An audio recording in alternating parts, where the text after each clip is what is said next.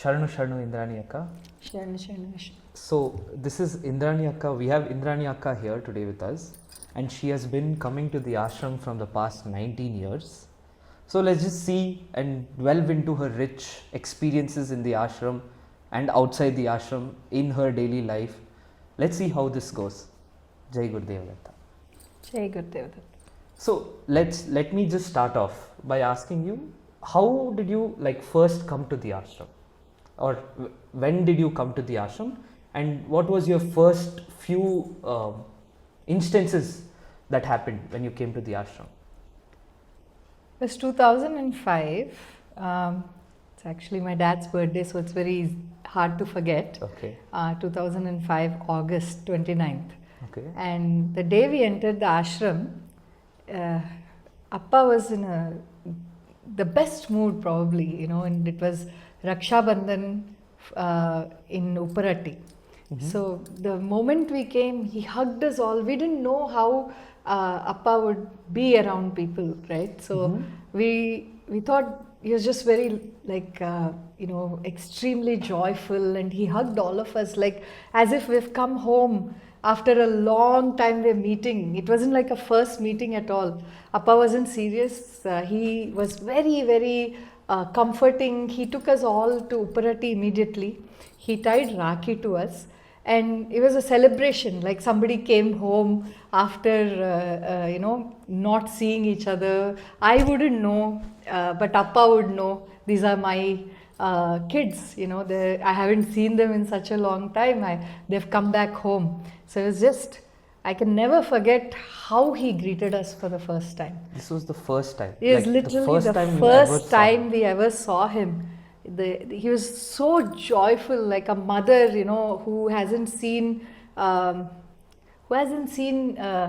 kids in a long time. She comes back and hugs, and she says, "Oh, you're back, you're back. It's been such a long time you've gone." So it was just very heartwarming. And only later I realized Appa isn't always like this. Like Appa is, he doesn't talk much, he doesn't say much. The first meeting, Appa was celebration, it was like a celebration. He invited us with open arms, and he didn't let us go. We came for a few hours, and he said, "Illa hogangilla, you have to stay." And we all stayed back. But Appa kept saying, he kept saying, "This is my girl, this is my child. You don't worry about her at all," to my parents. And he just kept saying that over and over again. I didn't realize what it meant. Okay. I went back to the US, and so how did you stayed there for one night?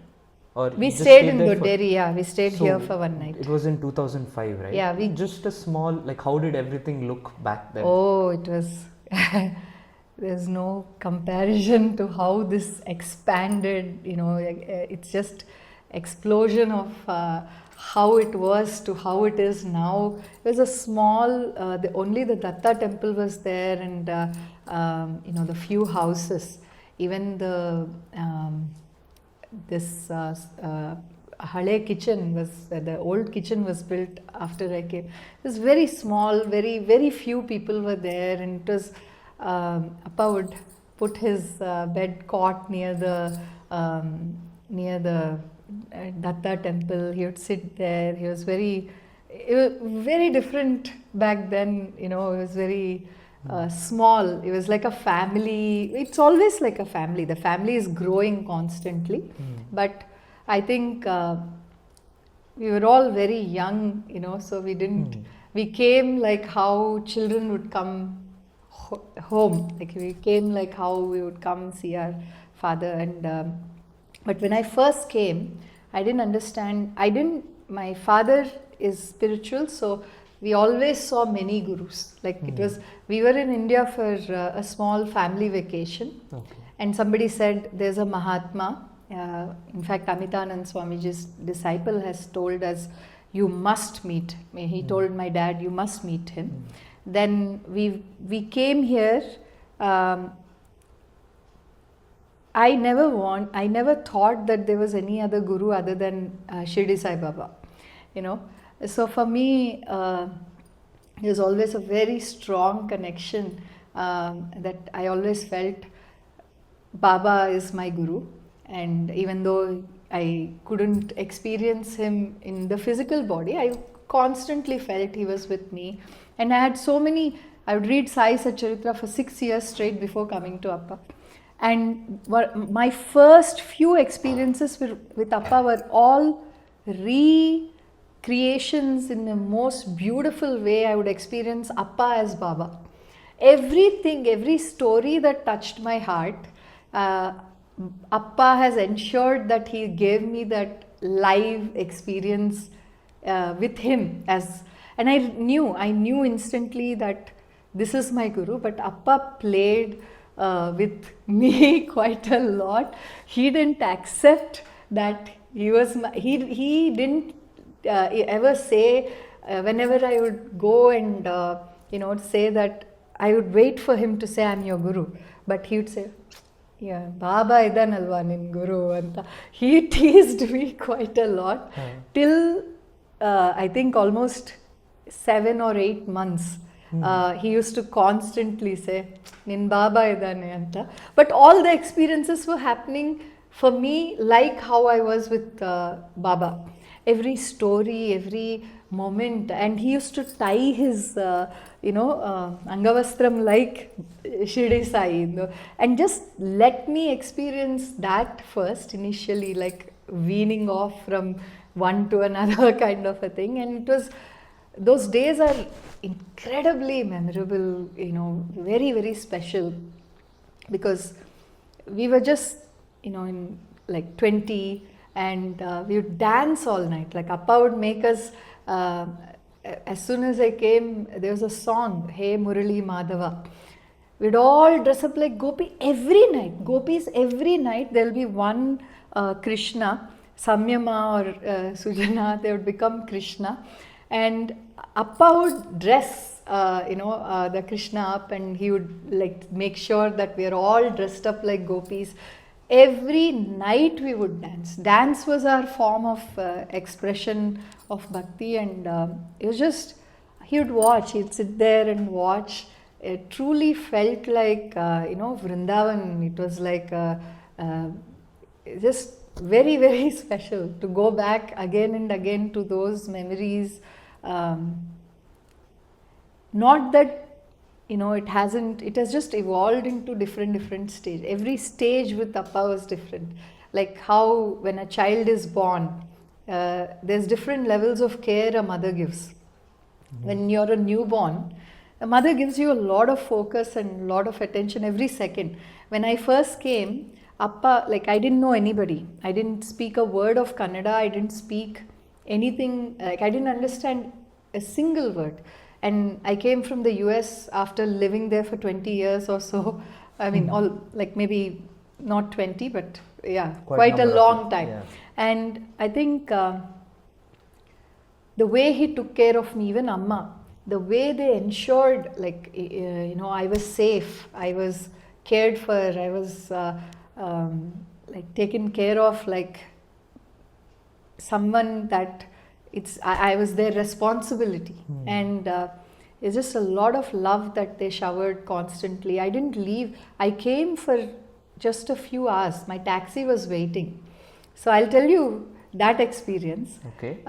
Because when I first came in 2005, that was with the family. And then I went back to the US. I thought, okay, another Mahatma we met.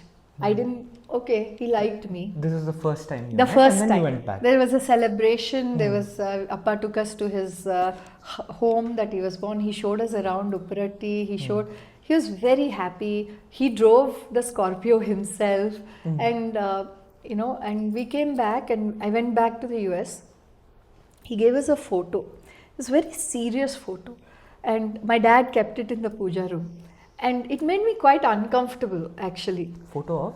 Appa. Okay. Photo of Appa. And he was just constantly looking, staring into, like it felt like somebody was invading my soul, like just staring into my soul, like he knew everything. And I told my dad, I was very uncomfortable. I said, why did you keep him? You have a guru already. Why are you keep? He said, he's a Mahatma. Why is it bothering you? I said, it doesn't bother me, but there's something like it's, that pull, like it was pulling. And before I knew it, one day, I didn't know what was happening. I took the photo and I kissed Appa's forehead. And then I realized, why did I do that? What was it that made me do that? I didn't understand. And then within few months, 2006 February or something, I was in India. I came to Germany. And I was in Germany. I didn't know what had changed after meeting Appa in August. It was just such a incredible, transformation from within. I felt like I needed to find myself. I was in a study abroad program in Germany. Okay. I couldn't stay there. I said every night I'd be up at 3 a.m. and I'll be thinking, who am I? Who am I is the question that ate me up. And I didn't know what to do. I tried to shut it off. I tried, there was a lot of things going on. Everybody was having fun because they were on in Europe.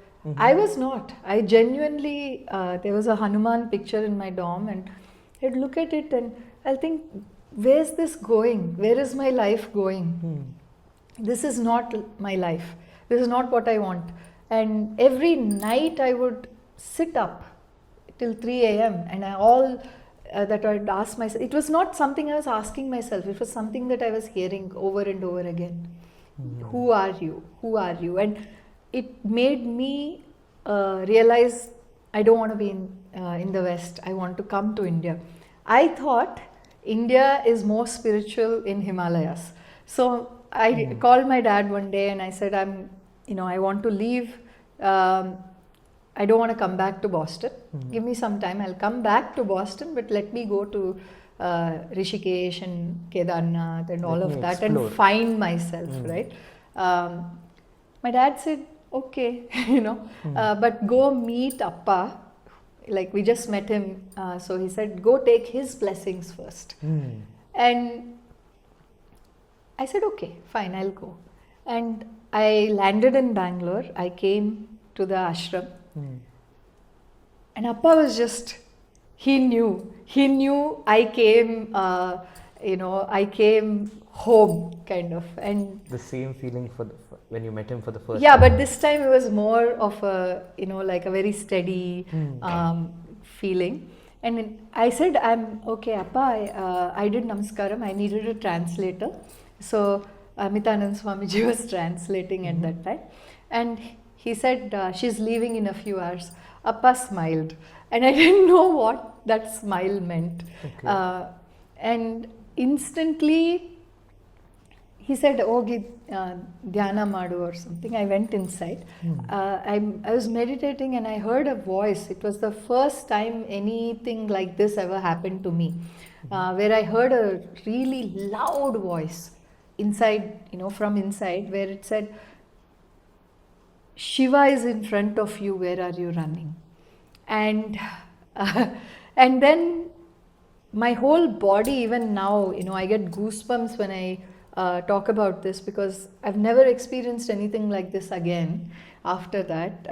But it was very real. Then I got almost like a current shock, and I came out and I asked Appa, can I be here for a few more days? And the ticket was in my hand, the driver was waiting, somebody else came with me. It was all, but I knew I couldn't leave, And I came to Appa and I said, can I please stay here for a few more days? Then Appa in Kannada, he said, in nin mane.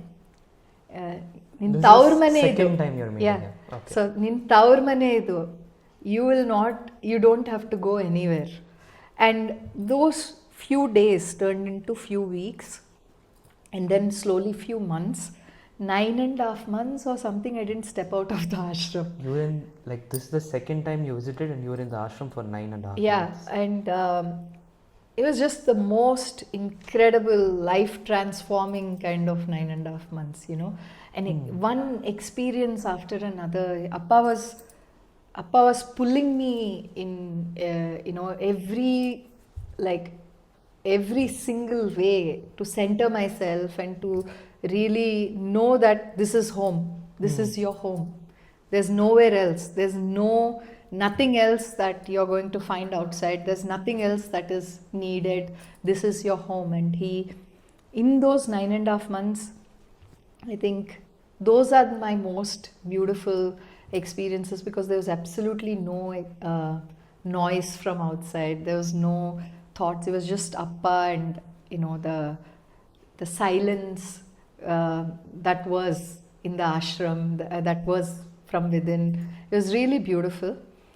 And I went back because my mom came. She got worried I'm never coming back. And so she came, and my green card and everything, So she came and said, let's go home for a while.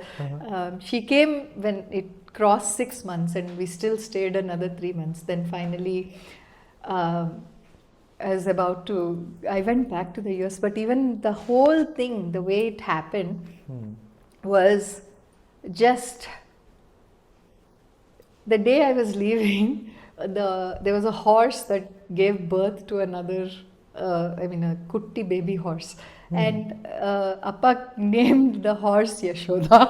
That was your first name, like before? Yeah, Appa that was gave my you first Indrani, name. So your name was Yashoda. Yeah. Okay. So for the few days that I was gone, that horse was inside the ashram. So it was just really almost like Yashoda never left the ashram, So it was gone as soon as I came back, within few days. So when I came back, actually I went to the US again and he called me, I think 4th day or 5th day, and he said, "Yen marta idya?" And then I said, I was so excited to hear his voice after 5 days. It felt like a year, since I've been gone. And he said, "Call me back after you eat your food. Did you eat your food? Call me back after you eat your food." And after that, I called him back. I ate really fast and I called him back.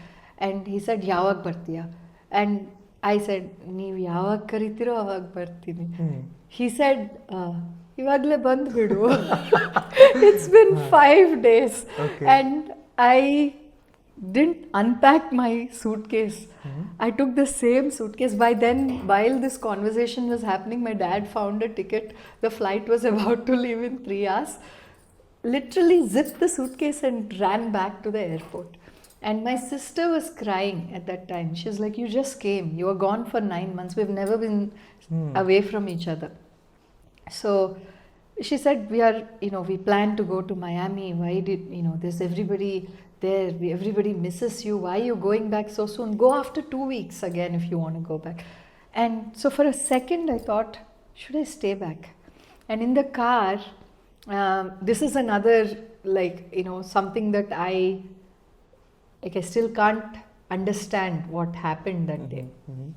I had a very small recording device, like a Tape recorder, something like no, it was like a handheld recorder, voice recorder. Voice recorder. Yeah. Okay. So the handheld voice recorder was there, and I used to record everything that Appa has talked. Mostly because I couldn't understand half of it, and I would have somebody like Ahalyamma translate it back to me or something. But it was also to kind of remind myself. And when I came, Appa asked me to write my anubhavas and make it into a book. Okay. But I just came. And I was thinking, what anubhavas will I have? Correct. But I was having so many, and I started writing them down. Then he said, "Go interview other people also." And he made me talk to many older disciples and their experiences. It really made my faith, my whole belief even stronger. That was something that he had done very quickly to ensure that my faith was grounded, right? And each and every single disciple was like a gem.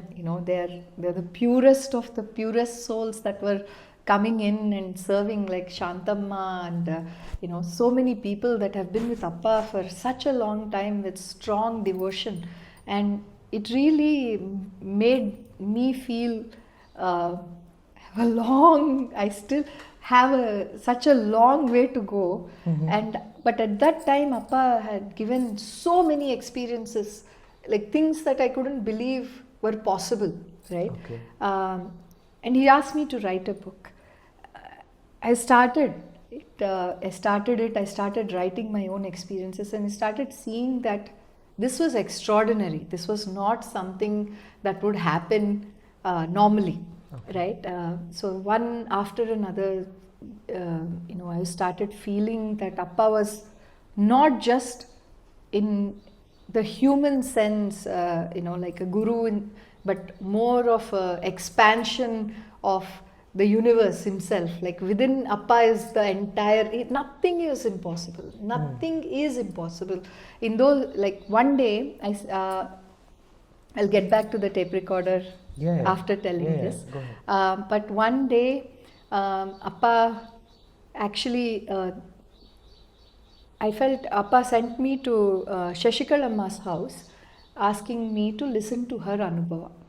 She talked for 3 hours. I wrote everything down.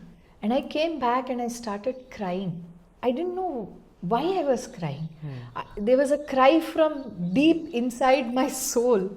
Like that was one of my first times that I've ever experienced something that was not in my control. So was it like sad crying? Or Absolutely. It was more like a relief that I have found, my guru. I didn't want to be left. I also felt extremely intensely overwhelmed, Okay. And I was in the shower and I started crying. I couldn't stop myself. Usually I can pacify myself quickly, but that day, no matter what I did, I was crying like a child that, for many years lost the mother and came back and found its mother. Why did you leave me for this long, kind of a cry?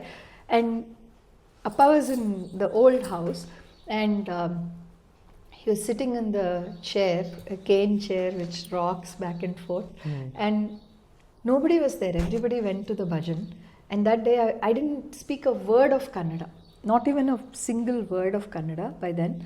And Appa, I was just standing near the house. I didn't know how to enter. What will I say? How will he understand me?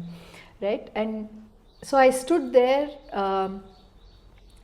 crying, and suddenly Shirdi Sai songs started from the ashram. Have you ever heard Shirdi Sai bhajans in ashram? No. So that was just an instance where Appa made sure that I knew the connection with Sai was just here, right?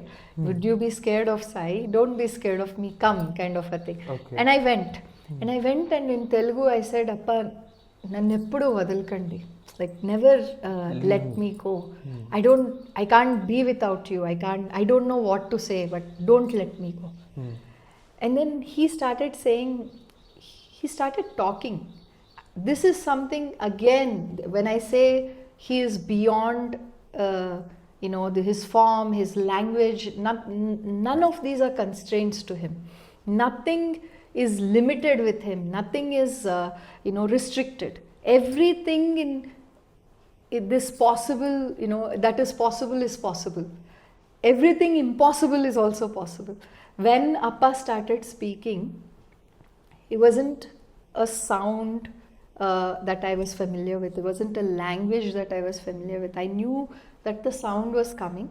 I understood every word of it, every single word of it. Appa started talking, and it wasn't a language, it wasn't a thing, it was more of a sound that was being heard.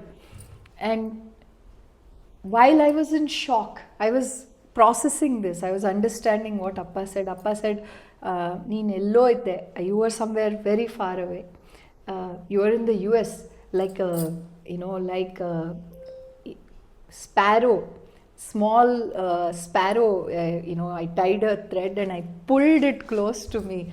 And he said, I'll never, ನಾನು ಎಂದೆಂದೂ ನಿನ್ನ ಕೈ ಬಿಡಲ್ಲ. And he started doing, but this was all told. What he told was for me to understand, but how he told it is what I want to talk about. What he told is something else, but how he told it was a language I've never heard before, a language that those sounds are new, those everything was new. I came out and I was in shock. What just happened? I understood everything and I don't know what this is. How did every word make sense when, and I came into my room, there was a book of Yogananda and my hand touched it and it fell down. And it fell down, I casually bent down and I opened it. And in Yogananda's book, it was written, Yogi speaks Sandhya Bhasha, and suddenly it hit me. This is not something that was, why should on that day, the book fall and open? I've read that book multiple times, but my attention went to that line in that second. It was him, redirecting everything and saying, I am beyond. Like, you don't need language. I don't look at words. I don't hear, what I see your soul. That was what was going on. And so after that, I started learning Kannada. I started recording and getting back to, that recorder story. My sister and I went, we were sitting in the car. It was a SUV and, it's not a big space, right? But still, my recorder has a lock, like a pin number that you have to press. It was 20 years ago. The technology wasn't great, but it was still advanced for its decent, right? And you had to press the file. You have to forward it to come to the middle part of it. None of this was done. My recorder was in my backpack. Suddenly, Appa's voice starts, loudly, louder than what my kutti small recorder is capable of. And basically, in that, Appa was saying, ಕೂಗಿ ಕರೀತಿದ್ದಾನೆ ತತ್ತ ಬಾ ಬಾ ಅಂತ. And I was just like, again, goosebumps. Like, I was just again, it was just very intense. I knew he was calling. And I said, everybody shut up. In that moment, nobody talked. We knew that nobody could talk. My dad, they all sent me. 9 hours, reached Paris. And in Paris, again, my sister's cry came back. The heart is chanchala, right? So I was like, did I make a mistake? I just came 5 days ago. Should I go back? Again, that same point starts in the middle of the airport. And I was like, okay, like, don't start the record. Like, you never switched it on. It was just in your bag and it started playing. It would start playing again at the same. There's no way that, once it moves forward, you have to rewind and it came back. I was like, okay. Like, it was beyond me. The way he pulled me back. After that, I never really left. And I've been here. I just have, you were talking about you used to dance in those 9 months. You used to dance. That was your expression of bhakti, right? So were you a dancer before, or were you a professional dancer or something like that? I learned Bharatanatyam when I was little, but it was not about the form of dance at all. It was just more of, I love Krishna. So it was just the way Appa brought Vrindavan to Ashram, Sorry. Yeah. So why I asked you that is because, some people enjoy, some people like playing cricket, some people like dancing. So I was asking, is it because you are doing your hobby you felt good, or because you were dancing in the ashram for the bhajans that were being sung? So how was that? What was that feeling like? They say you cannot explain the feeling, but let us try. I think it's more of that prema bhavam, expression of love for Krishna, that many people have. It doesn't matter if you're a man or a woman, or when you love a form of the divine, it's easier for me to see. I don't know why, but innately I love Krishna. Like innately, I don't remember, even my earliest memory of my first few thoughts were also Krishna. I don't have any, I always used to imagine that I'm a gopi, because my grandma used to sing, put me to sleep literally singing Krishna songs. So kids have a very visual mind, right? So I used to imagine that I was part of the whole, the scenes. In every scene I was there. And I think when I came here, Appa's love is like that. Even now, there's nobody on this planet that can love like Appa. That it's the purest, most unselfish form of love, and whether you do a mistake, whether you curse him, whether you, whatever it is, his love towards you is untainted. His love is the purest, most, divine form of it. And I think, again, when I came now for this Navaratri, he reminded over and over again that this is who I am. This is my, I can't do anything but love you. Love you all. There is nothing I seek from you. He doesn't need anything. He doesn't need, money. He doesn't need praise. He doesn't need, show or pomp. Nothing. He wants your bhakti and your surrender. And he gives you love like nobody can match. Your kids can't match. Your husband can't match. Your parents can't match.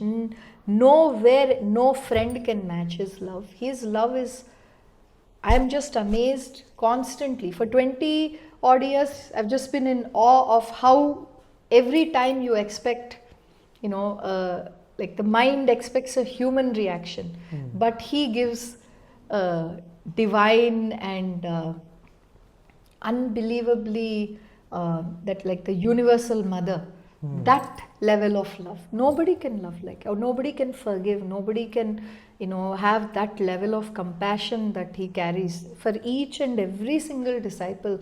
Even today, how he showers you with love, it's unmatched. That is true. That is amazing. So, you came to the ashram because Appaji, like you said, it felt like you were back home. But what was your purpose of, was it to solve that who am I question, or because of that love that he was giving you, did that was your purpose of coming to the ashram? Because a lot of people have different purpose to come to that. It can be materialistic, it can be spiritual. Sometimes I don't know what materialistic or what spiritual. You would have come to the ashram for something, and then it will transform to something else, right? So what was your purpose of coming? What did you want to learn, or what was your seeking from Appa? That's what. I think that's a really nice question. I really never thought about it that way. But I think it wasn't really me that was truly searching for something, because I think coming from the family that I come from, we were always spiritual. So my father, everybody else would have bedtime stories. My father would read Swami Rama's Himalayan masters to put us to sleep. So it wasn't like God was non-existent in our lives. It was constantly there. The divine environment was always there. So many gurus, jnanis were always present. But what differentiates everything with Appa is the amount of love. He's just love, The way, if you look at him, his eyes are like how, if Krishna opened his mouth and Yashoda was looking at the whole universe, right? Sometimes, not always, but sometimes he will give that experience of his eyes are the entire universe, and he's showering love through just his eyes, and he doesn't have to do any big expression of it. You feel it. There's no talk. There is no, and that was what was really something that ties you here. You can't escape it. You don't, even if you, nobody says, oh, I would love to be hated. We all want love. Nobody says, no, I don't want, compassion, kindness. These are things that universally everybody wants. And when you see an incarnation of it, you can't get yourself away. It's like a magnet that, chipkofies you to you, and you chipkofy. You're just literally stuck to each other. And I think he's also that he doesn't let you stray too much. Like you might have you'll have your freedom to wander, you'll have your freedom to explore your life and your journey. But every single bhajan, every single every single word that he has written, it'll come back to you in the time that you need. He has written everything. He's written the entire life's blueprint, format. He's given it all. And we literally remind ourselves if we get lost, or even when we are every single day, then not every bhajan will relate to you at that time. But when you need it, he'll ensure that was already written. Just focus. I'll tell you, when the first time I was leaving, I thought, oh my God, I won't see him for 6 months. Okay? I told you Appa was driving the Scorpio that day. And Appa said, I'll drop her till Chalkare. Appa was sitting and I was sitting in the front seat. I was bawling my eyes out, literally crying, thinking I'm going back to the US after 9 months. I couldn't leave him. And the funniest, even today I laugh at this, because Appa knows everything. He knows I'll come back in 5 days. And he's watching me cry so I mean, I'm saying the hardest goodbye of my life. And the song that was playing so appropriately was Chintisadiru Summane Manavaninu Madadiro Kalpane. Don't unnecessarily stress. You're imagining things and crying. And half the time it's that all our misery is that kalpane, that imagination of misery that hasn't happened yet, or something that has already passed. But he keeps telling you, wait, and he keeps giving you that comfort over and over and over again, saying, you have Datta. You don't have to fear anything. You have me. There's nothing. Nambi kettavarillo, that is something I remind myself, even if I'm slightly lost, not slightly, fully lost, even then I keep telling myself, there's no way he's gonna let. One day I asked him, again and again this fear comes, initially it used to come quite a lot. Oh my God, what if I go far from Appa, go away from his grace, the circle of grace or something. It's not like that. It's not limited but it took me a while to realize that. One day I asked him, Appa, please never leave my hand ever. And then he looked at me and he said, Naan anga ಮಾಡ್ತೀನಾ? What are you thinking about me? Do you even know what kind of love is mine? Do you think mine is just the conditional kind? Oh, you didn't do this, go. No, never. Will I ever leave? Will you ever doubt? He gave me that look that made me shrink in shame, and then that was the last time I ever questioned that he will leave. No, I don't, it doesn't matter. I might be broken mentally, physically, whatever happens, he's never going to let go. And that is what his bhaktas have, the confidence that he'll be there. He is there. He is there. Every single one of us has experienced him in form, even without his like actual physical form. He has come, like, he has come in many different, but he makes sure that you know that it is him right in front of you. And there are so many times that as far away as in a different land, I was, he was with me constantly. And there's so many experiences that are close to my heart, that that are reminders to myself that Appa doesn't need a form. He doesn't need to be with you. He is there. He is there, constantly there. In fact, I used to say it's like having a CC camera. Right? Seriously, anything. When I was newly married, Appa would know everything that happened, every dialogue that was spoken between me and my husband. And it was just like somebody was reenacting it. And I would look at my parents or my husband and say, did you tell him? And they'll, no, we did. It not just this, there are many other things that make it very strong, that he doesn't need a form. He's beyond form. In fact, I'll share this. When I went to Puri Jagannath, when I heard that Krishna's heart is beating there even now, obviously, like that felt like a strong pull. And when I went to Jagannath Yatra. I started thinking I'm going crazy. Like, I actually felt like this can't be happening to me, because the Jagannath Utsav was going on. All I see everywhere, every single person was looking like Appa. Inside the Jagannath, Rath was Appa, and everything was Appa. And I thought, oh my God, like, what was that?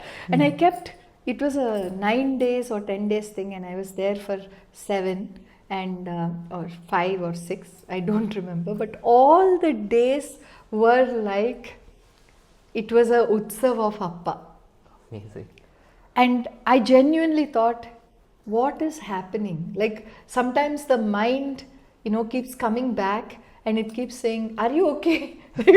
What are you imagining this? But it wasn't an imagination. It was genuinely Appa telling me, you don't need anywhere else. You can confidently be here and say that this is your space where you don't need to step out at all. You have everything here. My heart is beating here, and in Jagannath, his heart is beating there also. And it was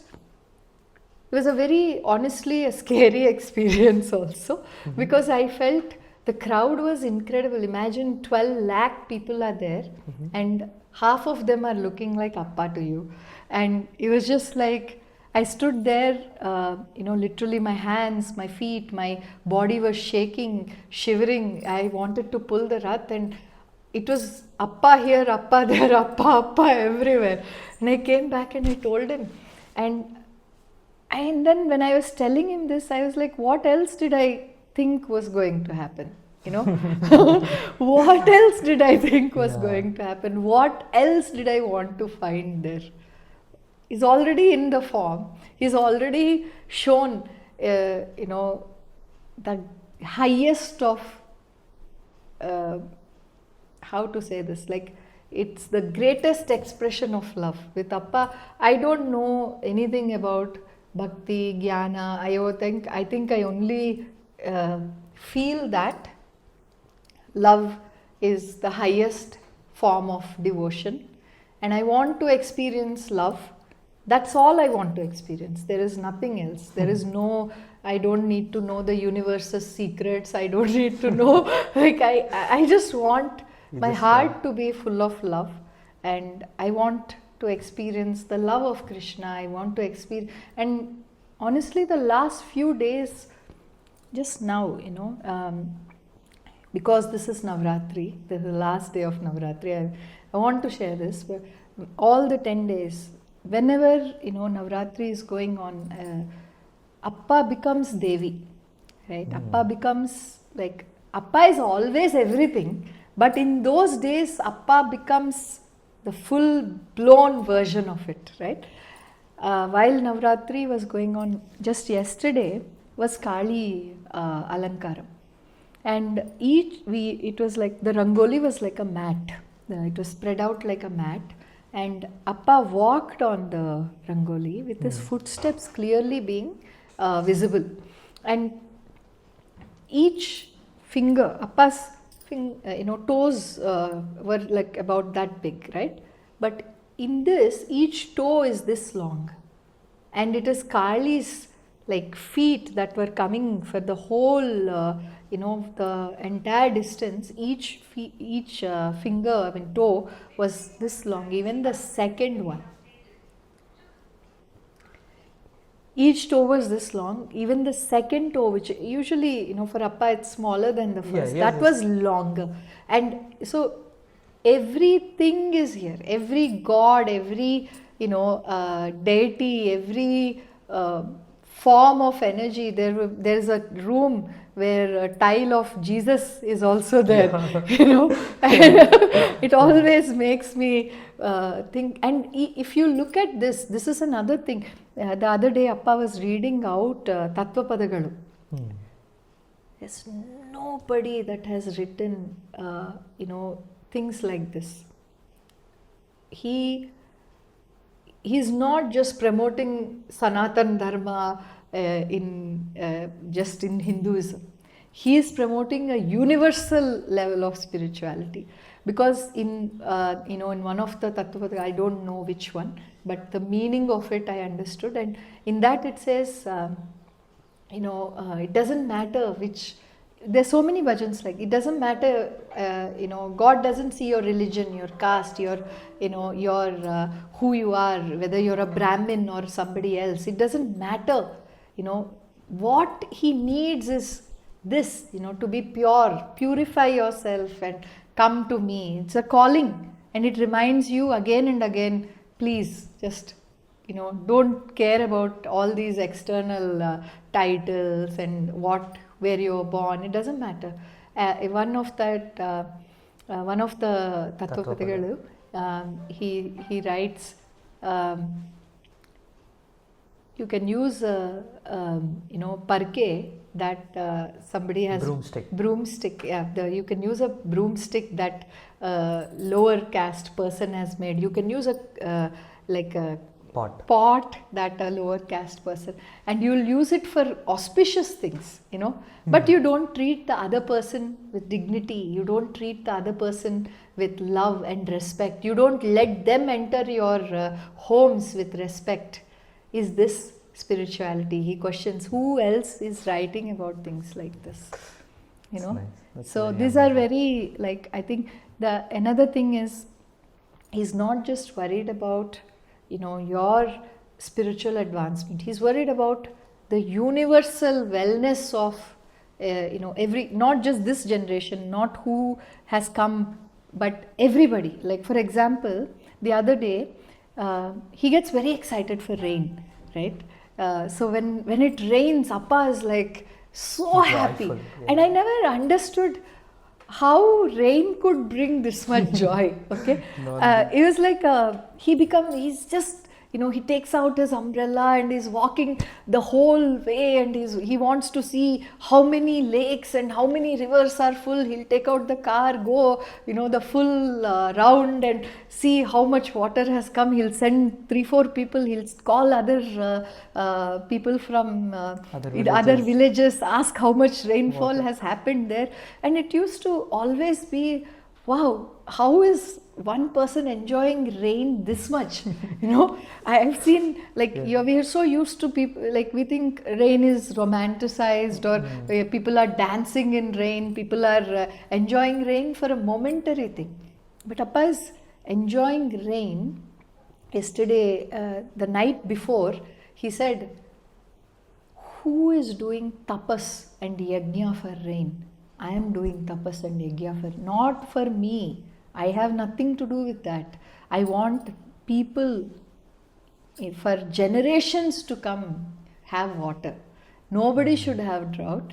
Nobody should have water scarcity. The farmers shouldn't suffer. The people shouldn't suffer. The children of the future shouldn't suffer. I literally had tears in my eyes because nobody thinks like this. This is we think about our water supply. Is my house having water supply? Enough. Who cares if the other apartments are dried out? My house has water supply. No, enough. My tanks are full. Enough. Who thinks about, literally the whole world in such a way that is beyond our limited capacity, is beyond our limited understanding. And to understand him, I think it's like the small transformer taking in, many watts of, sometimes it feels like it will burst. You need to take it slowly.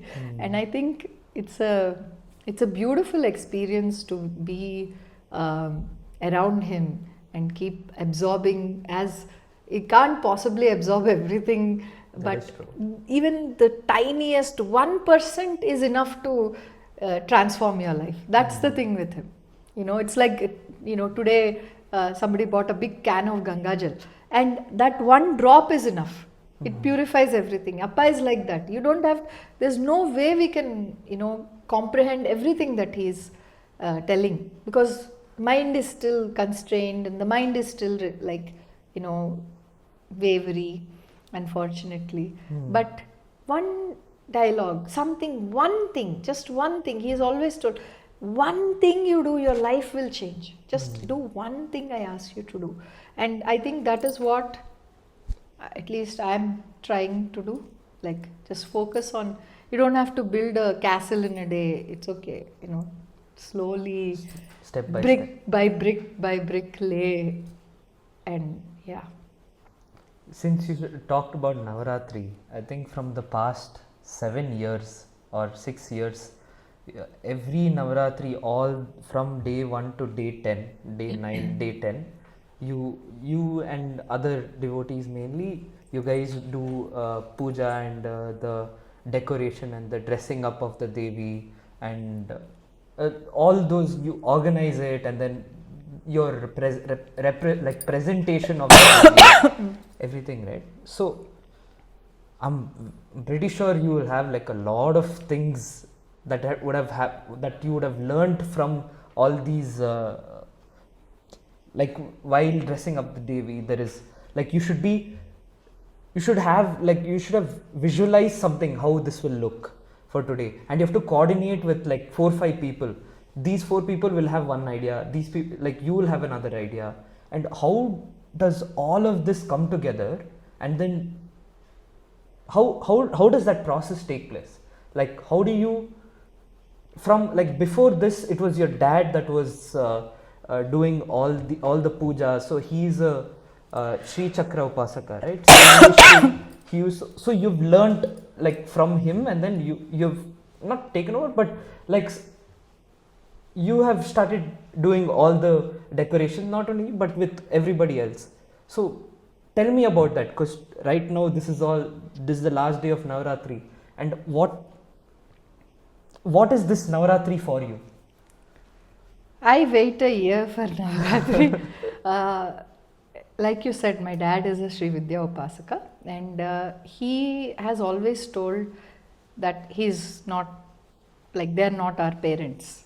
They would take us to the puja room and show a big photo of Devi, and they'd say, this is your mother, So for me, Devi has always been my mother. There's nothing that, and I think I was also kind of Alankara Priya. Okay. I would turn all my Barbie dolls into Gopikas. And I would make Vrindavan out of, Barbie dolls and Krishna, and I would make all the jewelry and all of that. Okay. That was a very small version of expression of love. Okay. But Appa, there is no icon like Tripura Sundari. Doing Alankaram for her is, I don't know how, there are Vigrahas that will look the same no matter what you do. You might put different clothes, but the face will remain same. Yeah. She's not like that. You look at every single year's, you compare every single year's picture, each face will look different, each bhavam, that whole who she is on each day will come through outrightly. And and I think the way Appa has molded, each year it has gotten more and more inward. Like initially, like kids, copy and do. Like there was always that feeling like, what does she wear? What weapons does she carry? And I was very good at recreation, was very good at that.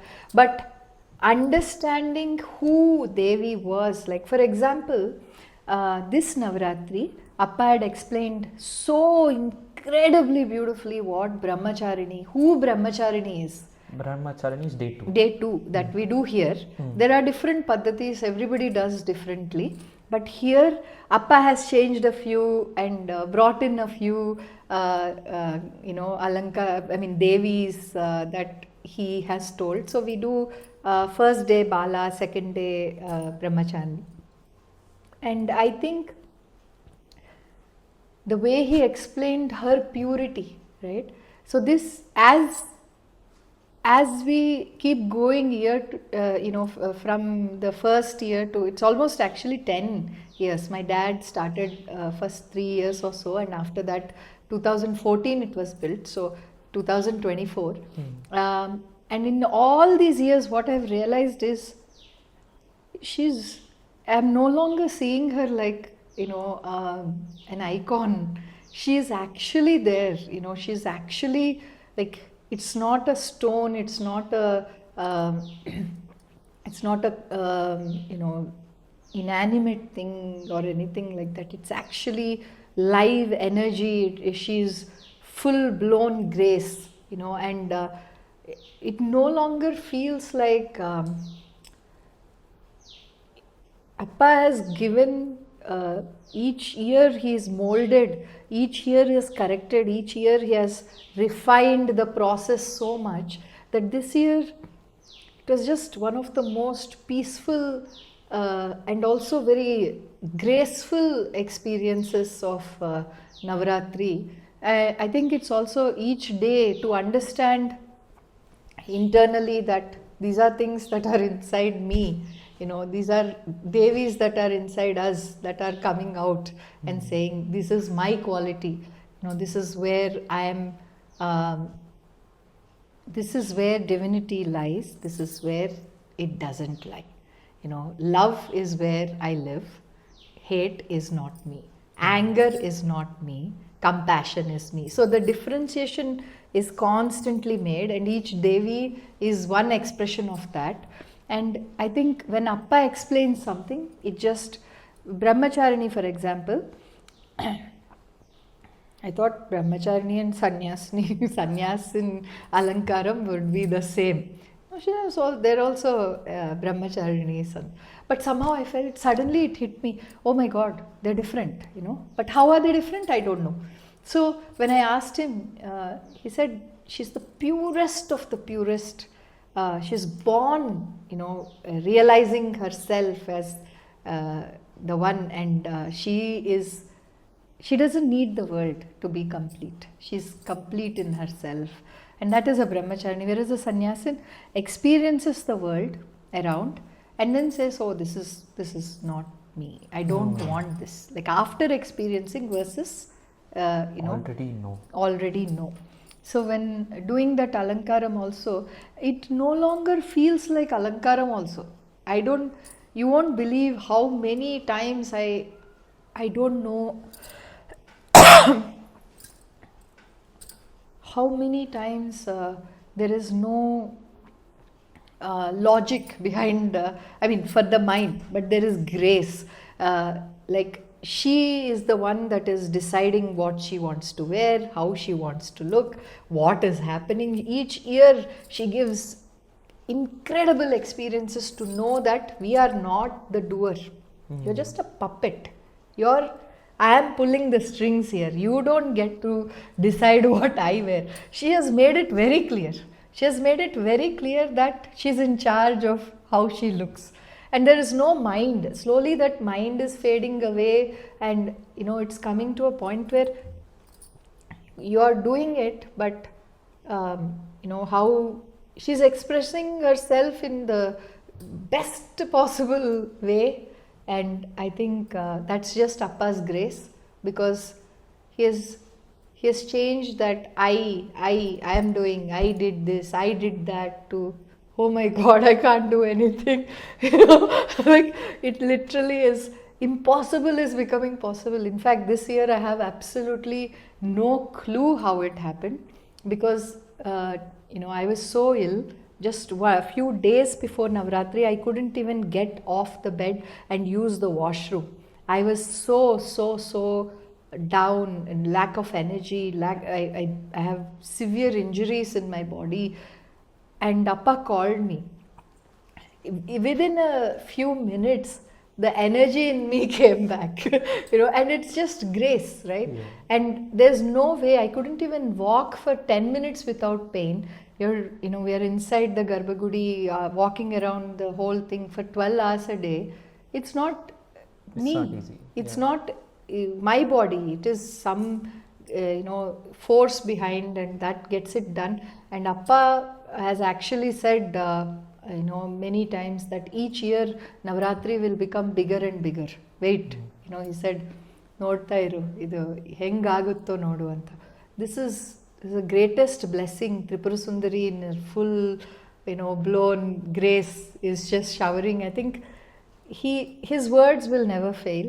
Navaratri will keep getting bigger and bigger. That is true. And I think all of us also will keep growing and going inward. There's nothing, nowhere else to go. Okay, I have a small doubt. So, for 3 years, your dad did it, right? What was the difference, like, or what was, how was your dad doing it? And then when you guys took over, how, like, was there a difference, or, like, was it the same? Are you guys doing from the starting same thing? Like, what are the technicalities of like while doing Navaratri? Yeah, so my dad's was very, the proper Sri Vidya Upasana Vidhi.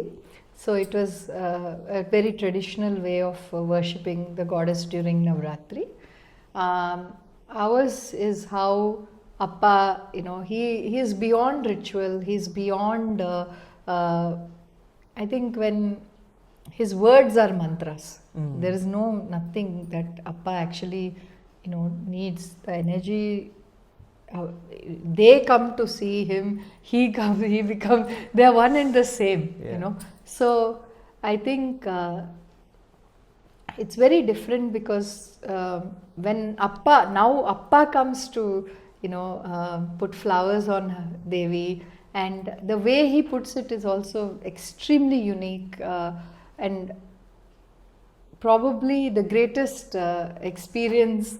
Even for just a few minutes when you see it, it feels like all the like all the gods and goddesses are showering, flowers on top of Devi. That is how expansive his, expression of love for Devi is.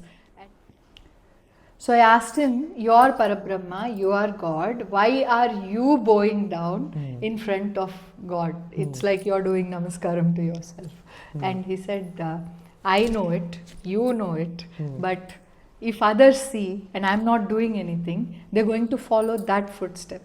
And he sets an example for how to be, how to be a disciple, how to be a son, how to be a leader, how to be everything, like how to be a parent.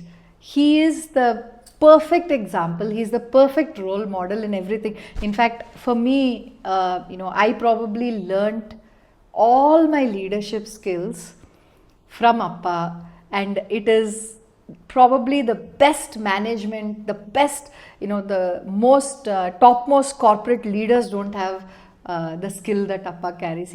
He's the perfect embodiment of perfection.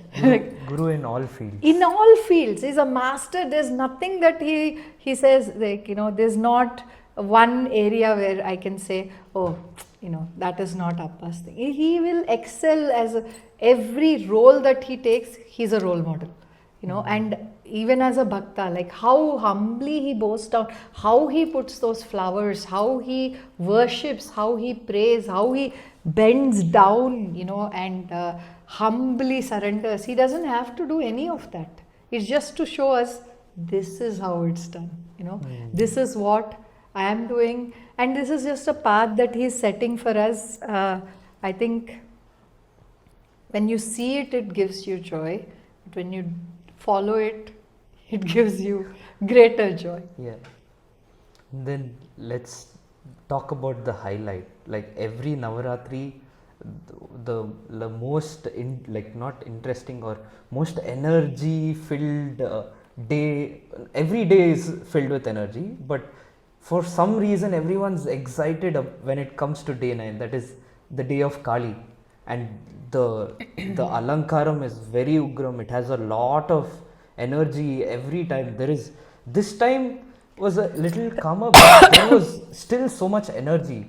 So what happens there? I don't know. Like what's going on there? Kali is Krishna. Krishna is Kali, and Kali, she's fierce. Because you brought this up, I'll share what had happened with my daughter last year. Can I share that? Yeah, go ahead. Okay.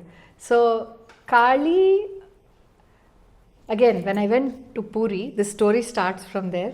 I went to Puri, and the priest, the main priest's grandson, was accompanying me to show me all the temples. And I love Kali. And I always felt she's mother. She's mother in the greatest form. And I've never been really scared or anything of her, but she's fierce. You can't help it. That's how she comes, right? But Kali is Krishna. She's full of love. So when I went to Puri, I saw he was showing one old Kali temple right in the compound. There's many temples, and in the Kali temple, he told me a story. He told me a story where the main goddess is actually hidden behind, because the goddess was so fierce that kids used to disappear. Kids used to disappear in the temple, and one day the main priest's daughter disappeared, and he came looking. Everybody was looking. He's the main priest of Jagannath temple, and his daughter is disappeared. So when she disappeared, he went looking in all the temples, and the daughter had a nose ring, and it was near the lip of Kali, and it had blood. Then instantly this priest knew what had happened, and he slaps the icon, and it comes. This is not many centuries ago or something. It was just about 90 years ago what had happened. And he told me that Kali had swallowed or eaten the daughter of the priest, and then the priest goes and he says, "Are you a mother? Does any mother do this to the daughter? What kind of a goddess are you?" And he's he's sad, and he's angry with what she had done. So she says, "This is who I am. This is what I do. If you want, build a wall and put another vigraham of me in front of me, and I'll be Shantam there. But in this form, this is how I come." And when I heard that story, the whole time, I was feeling goosebumps. Like, I don't know why that story. For a year, I was thinking about that story.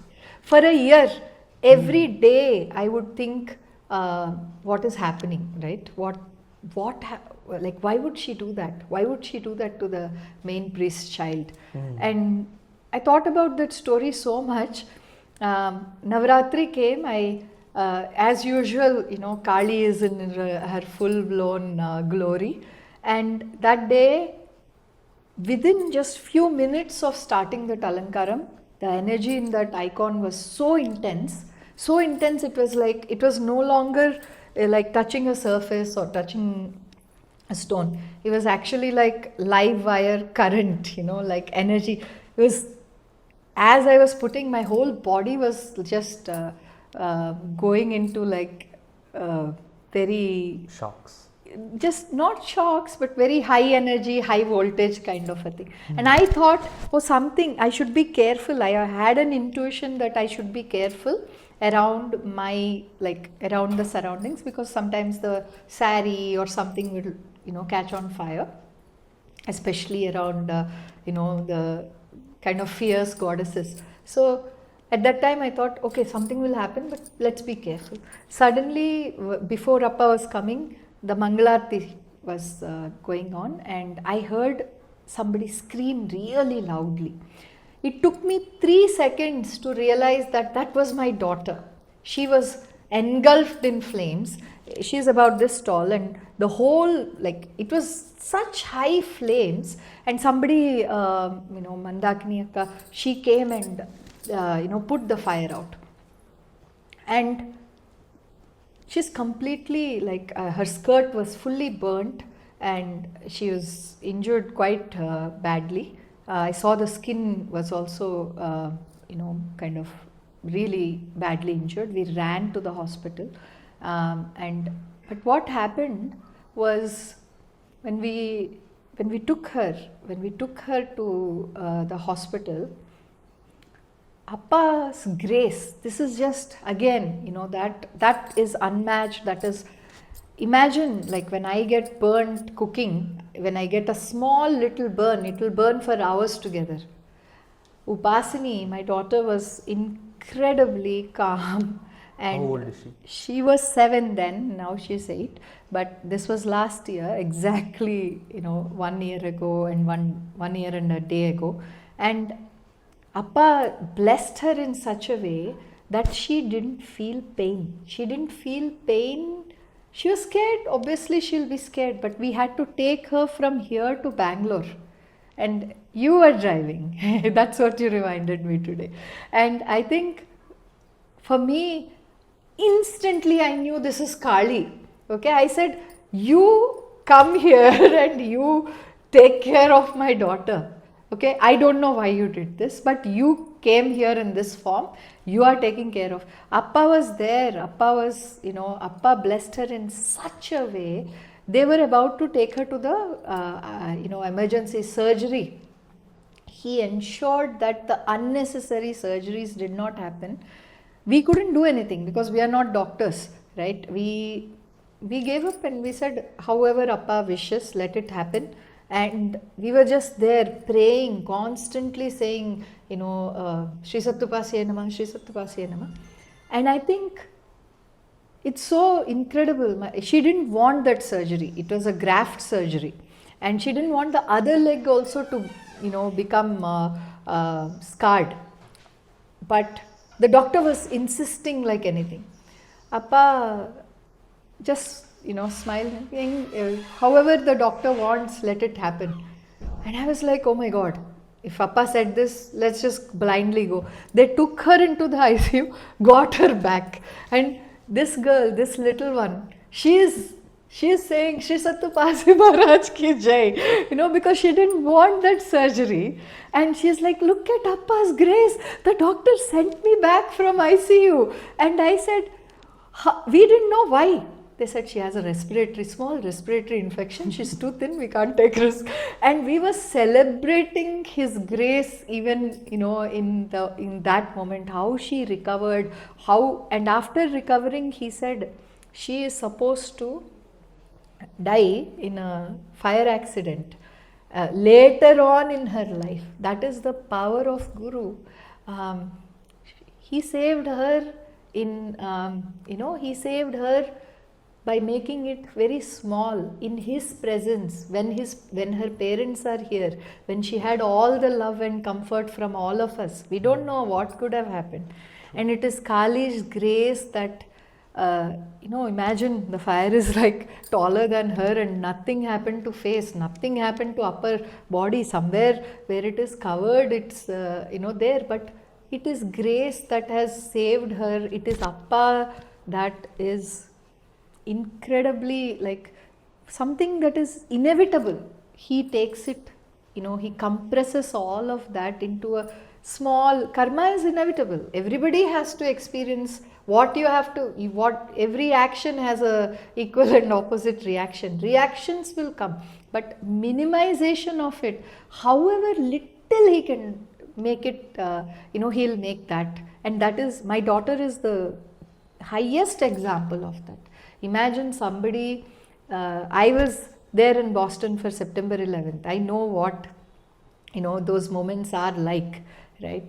And I think I always think she could have been anywhere out of this country, out of when she is older, when I'm not there.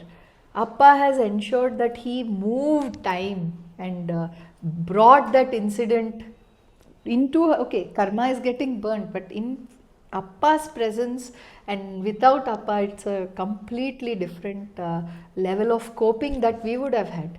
Faith is all about, how resilient it is making you and how much your coping skills are improving. He is giving you that coping skill by just His grace.